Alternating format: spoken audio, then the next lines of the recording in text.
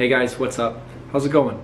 So it's been a while since we've done one of these. We've got a bunch of questions you guys asked me on Instagram, so we're gonna go through those, answer them. You know how the deal is. Let's get started. Are you in the kitchen again? If so, what brought you back? I've been in the kitchen since August. I just ended up going back for a little bit of extra hours. Long story short, there was a bit of drama at my previous job. I ended up leaving. So a little bit of it was, hey, I need a job quick and I know somebody who needs somebody. So it was really easy for me to just, slide in, get some hours, and then focus on Cowdog as my main endeavor. I don't know, it's kind of like a relapse, but I don't know. I'm gonna be done cooking very soon. So yes, I am back, but not for very long. When was the last time you dunked a basketball? I've never dunked a basketball. Kind of am just like not really interested in getting there because of the amount of training that I would have to do. It's just more leg days, and I don't like leg days. I just like playing basketball, so I probably won't ever dunk. Realistically, now that coffee pop-ups are wrapping up at the studio, what's the next venture for y'all? We might try and do a pop-up here and there, but right now, as the way things are standing, I think it's kind of just like get things rolling on YouTube again and feeling comfortable in front of a camera and just like figuring out what kind of content really makes sense. Favorite scent and why? I really like the scent of cigars, sort of like tobacco. That's probably one of my favorite scents. Like it can be in a cologne or it can just be like straight like from a tobacco pipe, something where it's like, rich, earthy, kind of, I don't know, it's just really soothing and calming. How do you develop your taste as a chef, roaster, barista? One thing is to just try everything and analyze what you're tasting and taste with other people and just be able to communicate how to describe what you're tasting. What have I done to make it taste like this? How do I change that? And then you change it and you're like, did it work? Did it not work? Being hypercritical of everything you put in your mouth, which is, it's a job, so you gotta do it. Favorite type of shoe/sneaker and what shoe size? I'm gonna skip the shoe size part, but I really like New Balance. I really like the New Balance basketball shoes. Yeah, so I'd say that that's my favorite sneaker. What is your cafe order right now? I flip back and forth depending on what's available at the cafe. If they have everything available and if they have really good options, no matter I choose espresso or pour over, I'll generally choose a pour over just because I really like a black coffee. But if they don't have like a filter coffee that I really enjoy, I'll either get a cortado or a flat white, depending on how much milk I want. Usually, if I'm like gonna sit down and stay for a little while, I'll probably get a flat white. If I'm just there for a quick minute, then I'll go for a cortado because it's just down in one, keep moving. And sometimes like I will get an espresso, but it like the barista has to hype me up on the espresso. I'll be like, what's on espresso? And they're like, oh, we got this awesome thing. I gotta try it then. Okay, so sell it to me. Sell your espresso to me. What is my 2023 album of the year? I didn't listen to a ton of albums front to back this year. I listened to a couple, not necessarily from this year. It's actually from 2001. I really like White Pony album by the Deftones. I really enjoyed that one. I listened to that one front to back probably more times than any other album this year. So yeah, I'd probably say that one for like not within 2023, but during 2023. How do you find purpose in your life? What drives you?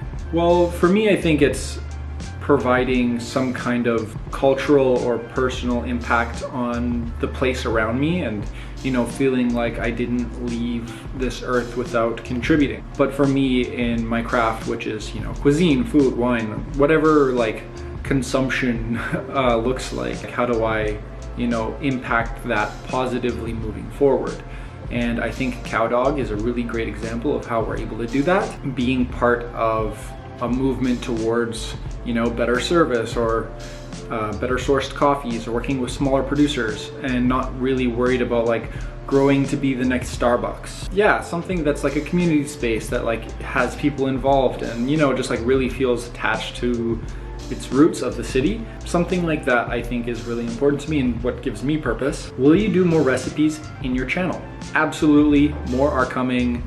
We just got to get there. We got to figure out how they look. I'm kind of bored with the previous ways that I've been doing them, and I really want to do them in a more personal style that's not so bland, and we'll see what that looks like. I'm not entirely sure. I've got a couple ideas, but hopefully, yes, with some tweaks. What's your strengths and weaknesses as a ball player?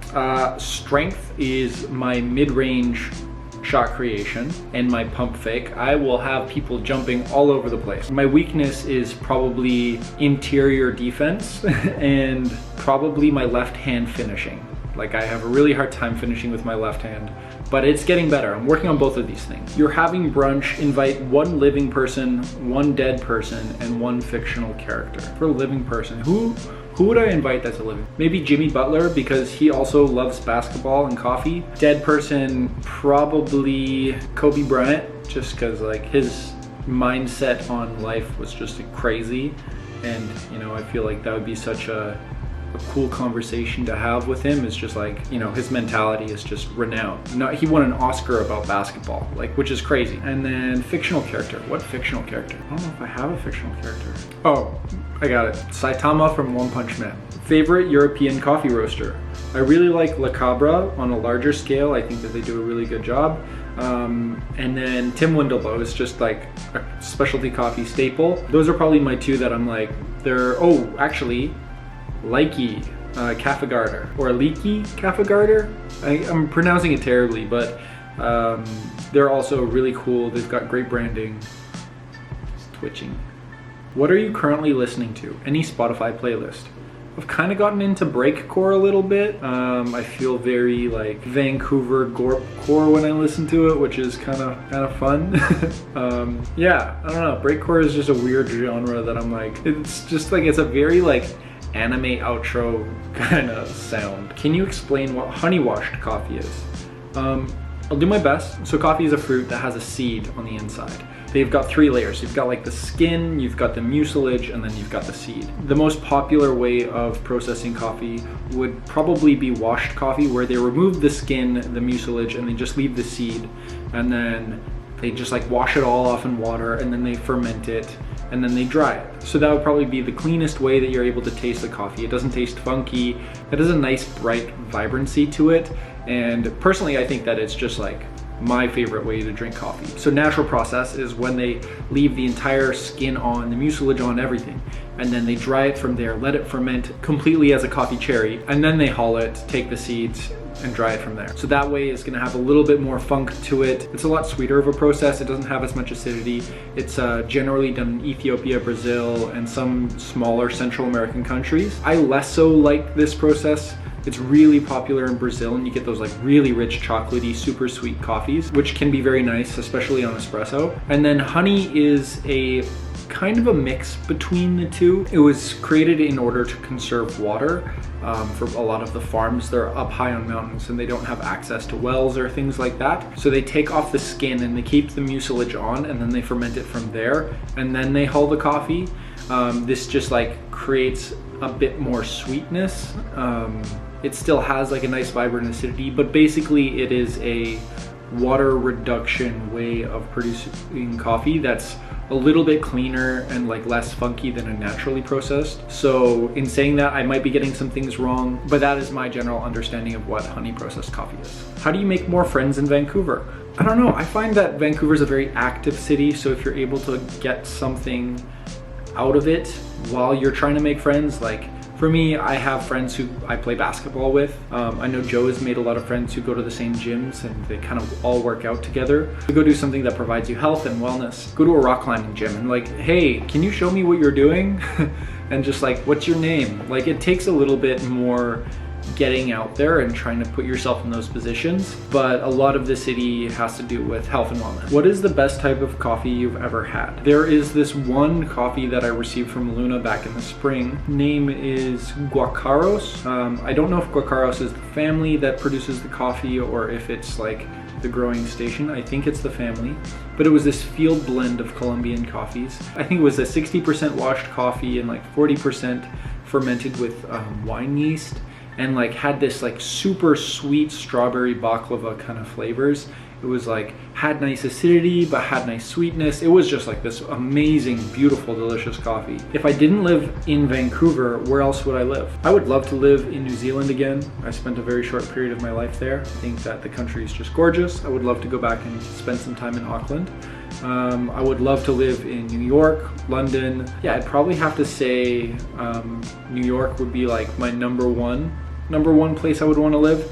And then eventually I'd like to get a little piece of land and, you know, do a little bit more farming and beekeeping and, you know, have a little shop and do like dry aged meats and smoke things on a barbecue. And like, I would love to just be like a a housewife in the middle of a farm somewhere until it gets really boring. But I think that that's when my life settles down a little bit. How am I managing to decompress now with the work at Ellis and in a pro kitchen? Trying to find time that like I'm able to turn my brain off. The biggest for me is, you know, just exercising, playing basketball.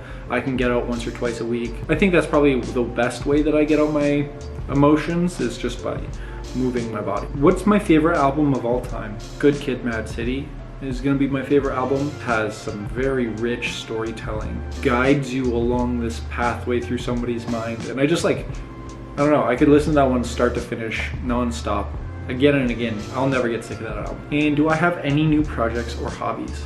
Well, Cow Dog is a new project that has been open since the end of August.